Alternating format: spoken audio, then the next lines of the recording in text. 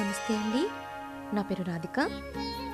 ధనుర్మాసంలో 16వ రోజు 16వ పాశురము మరియు దాని తాత్పర్యము తెలుసుకుందాము. ముందుగా గోదాదేవి ప్రార్థన.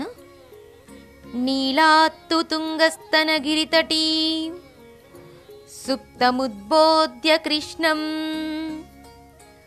పారార్ధ్యం స్వం శ్రుతిశతశిర సిద్ధమధ్యాపయంతి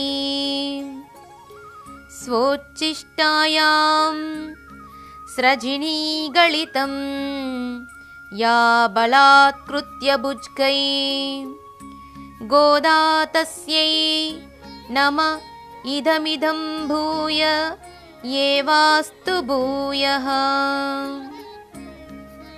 16వ పాశురము.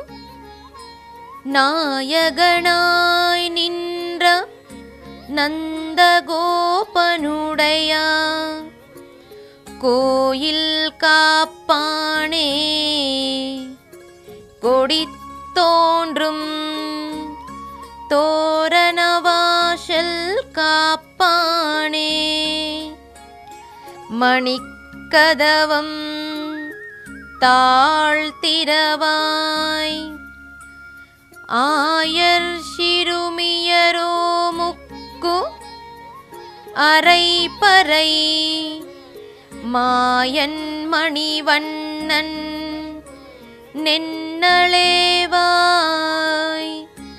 நேருந்தான் தூயோமாய் வந்தோம் துயிலெறப் பாடுவான் வாயால் முன்னம் முன்னம் மாத்தாதே அம்மா நீனேஷனிலை కదవం నీకు ఏలోరెంబావాయ్. తాత్పర్యము.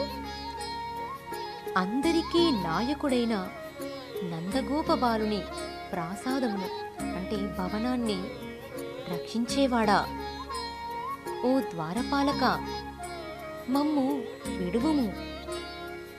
జెండాతో ఒప్పుచున్న మణిమయమైన చిరుగజ్జలతో తోరణములతో శోభించుచున్న ద్వారమును కాపాడుటువంటి ద్వారపాలక, మనులతో కూడిన సుందరమైన తలుపుల గడియను తెరువుము.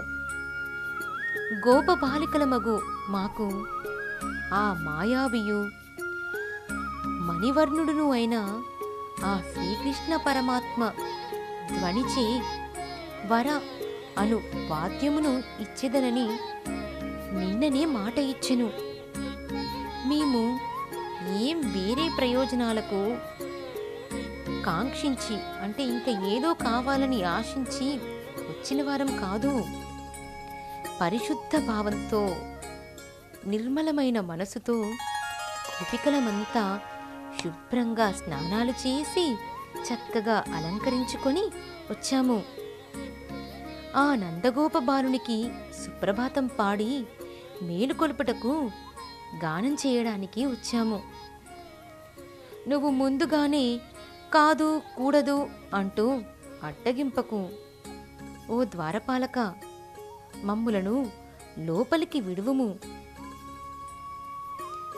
స్వామి దగ్గరగా ప్రేమతో ఒకదానినొకటి చేరి బిగువుతో అంటే గట్టిగా ఉన్న తలుపులను నీవు తెరిచి మమ్ములను లోనికి పోనియ్యి అని గోపికలు భవన పాలకుని అంటే ఆ ద్వార పాలకుని అర్థించారు. ఆండాల్ తిరువడిగలే శరణం.